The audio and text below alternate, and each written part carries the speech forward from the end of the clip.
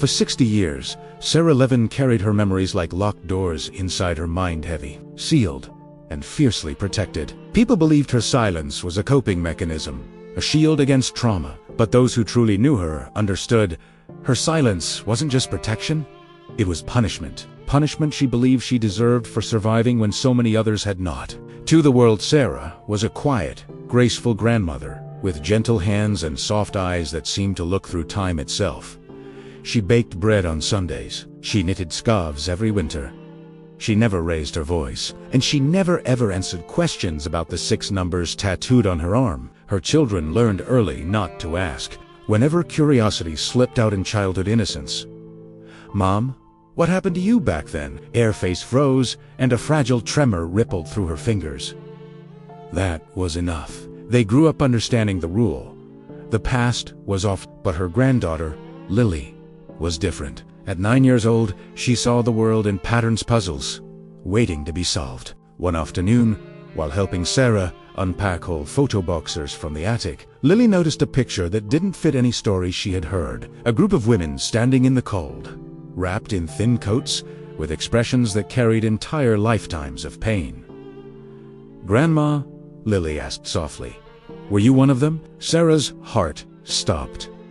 It wasn't the question itself, was the tone. There was no fear, no accusation, no morbid fascination, only a child's pure desire to understand someone she loved. For 60 years, no one had asked in that way. In that moment, Sarah felt something shift inside her. It was as if a crack formed in the wall she had spent a lifetime reinforcing. How do you protect a child from the truth without teaching her to fear it? How do you honor the dead while shielding the living?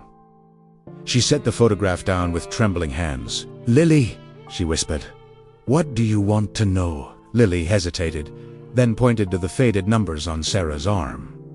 "Who were you before that?" Sarah had been asked many things in her life: how she survived, what she saw, what happened to her family, but no one had ever asked who she was before the darkness swallowed her, who she had been when the world still made sense. Something inside her cracked open completely. She took a deep breath, one that felt like inhaling an entire lifetime.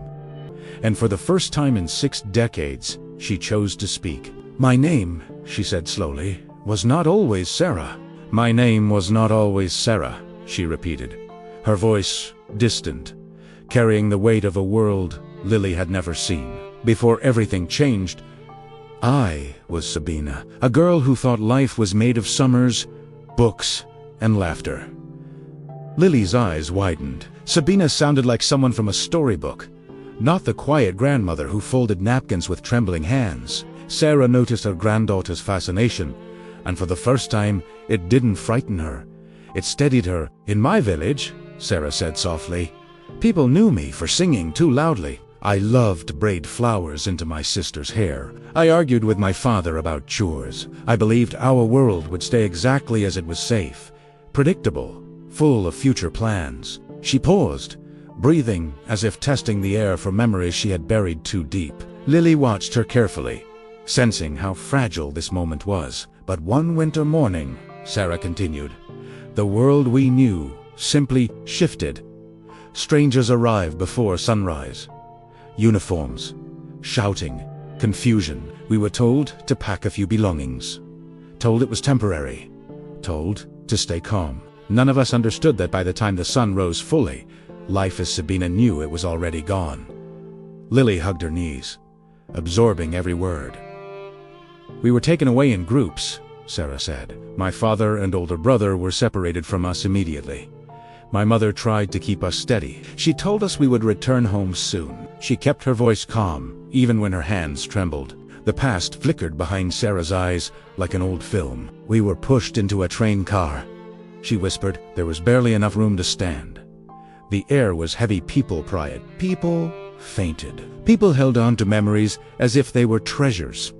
She allowed herself a small, bitter smile. "I kept thinking about the smell of warm bread." Lily shifted closer, resting her hand lightly on her grandmother's arm. When the doors opened, Sarah said, "We stepped out into a place colder than winter itself. Fences, watchtowers, men shouting." The air felt thin, as if even breathing required permission. She touched the faded numbers on her arm without looking at them. The girl named Sabina disappeared that day. I didn't choose it. It simply happened. We had to become someone else to survive. Lily whispered, "Did you cry?" Sarah considered the question thoughtfully. The first night, yes. But I learned quickly that crying made you visible. It made you vulnerable. So, primera stupid. Not because I was brave, but because I had to. She looked at Lily gently. In places like that, you learn to silence every instinct. You eat when you're told. You sleep when exhaustion wins. You hope quietly. You fear quietly. You grieve quietly. Lily swallowed hard. "But you survived." "I did," Sarah said, her voice steady but sad. "But survival changes people. I learned to watch eyes instead of listening to words. That's how you knew what to do. Who was afraid, who was angry, who might help." She folded her hands slowly, grounding herself. And one day, I saw a pair of eyes that didn't belong to that place at all. They belonged to a girl named Miri. Younger than me, fragile. But she still carried a spark of something. I had forgotten hope. Lily leaned in. "We protected each other," Sarah said. "In a world designed to erase us, we held on to the parts of ourselves we feared losing forever." She reminded me that kindness still existed. I reminded her she wasn't alone. Her voice thinned. "We stayed together as long as fate allowed, but no one remained together forever. Not in a world like that." Lily felt her chest tighten. "Grandma, what happened to her?" Sarah's eyes glistened, but she held the emotion with dignity. "I will tell you," she said softly, "but not yet. Some truths need space before they're spoken." She reached for Lily's hand. "What matters for now is that someone helped me remember I was still human, even when the world tried to convince me otherwise." For the first time, Sarah felt the story move through her like a river breaking free of ice. Painful, yes, but also relieving. A truth finally allowed to breathe. The days in the camp did not pass like ordinary days. They were not counted by hours or meals, because there were no real markers to hold on to. Instead, time dissolved into a long, gray stretch where survival depended on quiet, observation, and instinct. For Sarah, each morning felt like waking inside a dream that refused to controlled and stripped of everything familiar. Lily listened in silence, afraid to interrupt the rhythm of her grandmother's memory. Sarah's voice was steady, but Lily could sense the careful control beneath it, as if each sentence were being tested for safety before spoken aloud. "I learned to read patterns," Sarah said. "Not in books, those were long gone. I read footsteps, tone of voice, the direction of someone's gaze. You had to sense when to move, when to stay still, when to blend into the background." She paused. "And above all, you learned not to hope too loudly." Lily frowned. "How do you hope quietly?" Sarah gave a soft, sad smile. "By keeping it hidden, even from yourself." In the early weeks, Sarah found herself watching the older women. They had a way of knowing things before they happened, who was struggling, who needed support, who might not make it another day.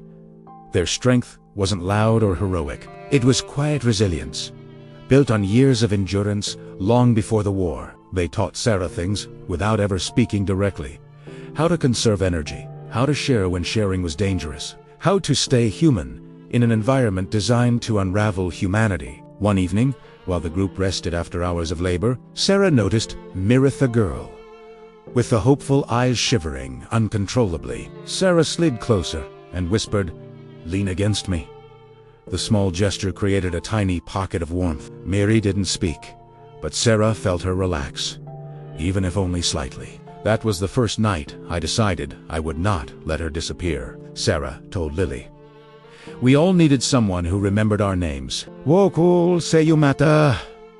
Without saying a word, Lily's eyes softened. "Did someone do that for you too?" "Yes," Sarah said. "There was an older woman named Rivka. She had a way of guiding us without making it obvious. She reminded us to breathe slowly, to focus our minds when fear threatened to take over. She never promised safety, only presence, and sometimes presence is its own kind of salvation. Lily nodded, absorbing the weight of that truth. But the camp changed constantly. People were moved, reassigned, separated without warning. You could never assume tomorrow would look like today, Sarah said. And that uncertainty, it reshaped us. She remembered a morning when her group was suddenly redirected to a different work detail. The shift was abrupt and confusing. For Sarah, it meant losing sight of Rivka for the first time since arriving. I felt a cold panic, she whispered. You learn to depend on certain faces, certain patterns. Losing them felt like losing a lifeline. Lily sensed the ache beneath the words. Did you see her again? Sarah's eyes lowered. Not after that day. Some people simply faded from the path you were forced to walk. She let the silence settle before continuing. As for Miri, Sarah said, she stayed by my side longer. We whispered to each other when no one was watching. Small things. Memories. Stories of home. We weren't supposed to speak, but sometimes the heart needs a witness. Those whispered memories became their currency of survival. Sarah recited family recipes she feared she would forget. Miri described her grandparents' garden, the sound of bees humming over wildflowers. They shared fragments of the world that once felt permanent, trying to build something inside themselves that the camp could not reach. And then, Sarah said, came the day everything changed again. Sarah had been assigned to an errand that required her to walk past one of the administrative buildings. As Sepa said, she glimpsed a thin piece of paper fluttering near the entrance. Something handwritten. A list? Names? Columns. She didn't understand it immediately, but she recognized one name. Miri's. When I saw it, Sarah whispered, I understood that she had been reassigned, and reassignment rarely meant return. She closed her eyes gently, not allowing them to fill. I searched for her that evening, and the next, but she was gone. Lily touched her grandmother's arm, her voice barely audible. I'm so sorry. Sarah inhaled slowly. Loss became part of the landscape, but each person we cared about left something behind. Their courage, their voice, their memory, it shaped who we became. She opened her eyes, meeting Lily's gaze directly. And that is why I stayed silent for so many years. Some stories do not feel like they belong to one person alone. They belong to all who never had the chance to tell theirs. The room felt fuller, as if generations were listening alongside them. And now, Sarah said softly, for the first time in 60 years, I feel that the silence has served its purpose, and I can begin to let the truth breathe. For a long moment, Sarah didn't speak. The room felt suspended, as if even the air knew the story was approaching a fragile place. Lily waited patiently, sensing that whatever came next was something her grandmother had carried alone for a lifetime. After Miri disappeared, Sarah said softly, I learned not to grow attached to anything that could be taken away. It wasn't coldness, it was protection, a way to keep my heart from shattering each time fate shifted direction. But even as she said it, Sarah knew it wasn't entirely true. The human heart clings without asking permission. There was one more person who became important to me, she continued. Someone unexpected. Lily tilted her head, curious. Her name was Ilona. She wasn't from my village. She was older than me by maybe 5 or 6 years, though trauma makes age a difficult thing to measure. She had a sharp mind and a quiet strength that made people naturally drift toward her. She noticed everything who needed encouragement, who needed a moment of stillness, who was losing the will to keep going. Sarah folded her hands in her lap. I never understood how she stayed so composed, but she told me once, if I let fear make my decisions, I will not survive. If I let dignity guide me, I have already won. I held on to that. Ilona became a steadying presence in Sarah's life, not a replacement for Miri, but a different kind of anchor, someone who refused to let despair swallow the last fragments of identity. She taught me to control my thoughts, Sarah said, not to erase the fear, but to keep it from ruling me. She showed me how to conserve strength, how to observe without drawing attention to myself, how to find moments of humanity in a place that tried to erase it. Lily listened as if hearing a lesson meant for her as well. One evening, Sarah continued, Ilona whispered, "Imagine something beyond this, even if it feels impossible." She told me to picture the river near my home, the sound of my mother kneading dough, the way sunlight looked on the old stone wall. She said that imagining survival was the first step toward it. Sarah exhaled slowly. It felt dangerous to imagine anything beyond the next hour, but Ilona believed in a future even if she didn't know when it would come. Yet the camp was unpredictable. Work assignments changed without explanation. Groups were split apart randomly. Some people vanished overnight, and the ground beneath their lives shifted constantly. One morning, Sarah said, Ilona was sent to a different group. No warning, no chance to speak. Just a gesture from a guard. And she walked away without looking back. She told me once that looking back makes it harder to move forward. I didn't understand it then. I understand now. Lily's voice trembled. Did you ever see her again? Sarah hesitated. No, but her words stayed with me longer than anyone else's. She let her gaze drift toward the window. There were days when the only thing that kept me standing was remembering what she taught me, that even if you cannot change yours, you can shape your mind. Lily tightened her grip on her grandmother's hand. I wish you hadn't gone through any of that. Sarah smiled sorrowfully. I wish no one had. But wishing does not change the past. What matters is how we choose to carry it. The silence grew gentle again, no longer heavy, but reflective. I spent years afterward believing that speaking about those memories would make them too real, Sarah said. I told myself silence was a way to honor those who didn't survive. But silence can become a wall, and walls keep out more than pain. They keep out connection. She looked at Lily with tenderness. I never expected that one question from you would open a door I thought I had locked forever. Lily swallowed. I didn't mean to make you relive anything. You didn't, Sarah said. You helped me remember something I had forgotten. That stories, Dante, exist to reopen wounds. They exist to heal them. Sarah leaned back, gathering her strength. There is one more part you need to hear, she said. The part one avoided most. The part that explains why I survived when so many others didn't, and why I refused to speak for 60 years. Lily nodded slowly, bracing herself. Sarah's voice softened until it was almost a whisper. It wasn't luck. It wasn't strength. It was a choice. Someone made a choice that shaped the rest of my life. She took a quiet breath.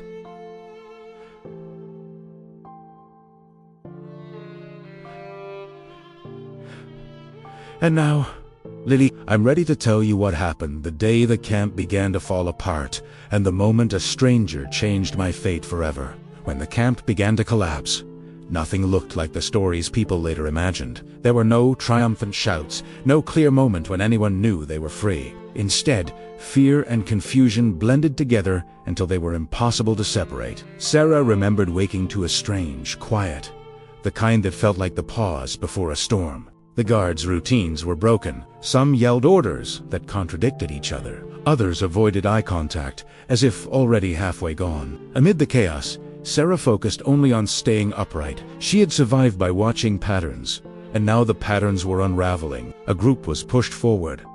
Another held back, then suddenly redirected again. Every step brought uncertainty, but also a faint, trembling sense that something was shifting beyond the fences. Then came the moment that lived in her memory, like a scar drawn in light. An officer pointed at her.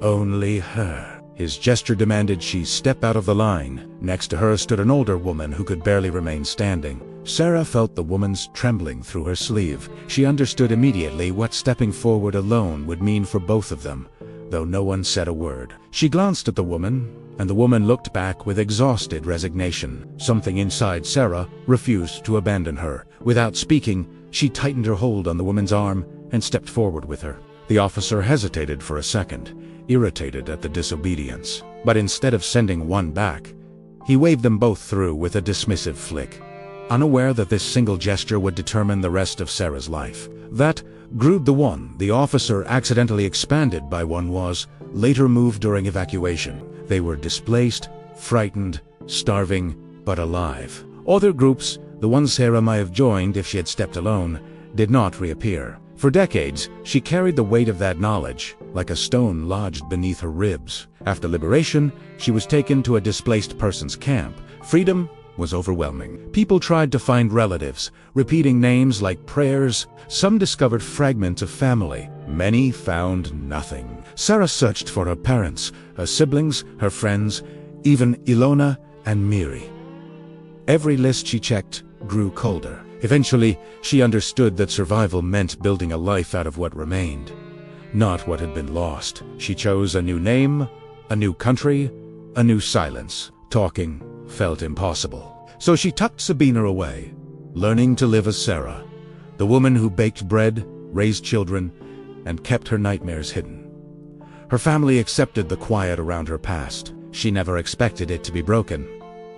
But Lily's question, "Who were you before?" opened something locked for 60 years. It reminded her she had once been more than fear. She had been a daughter, a sister, a friend. She had loved sunshine and music and stories. Speaking no did not erase the grief, it honored Italiano. When she finished, Lily held her tightly. Sarah whispered, "You are the proof that my story did not end there."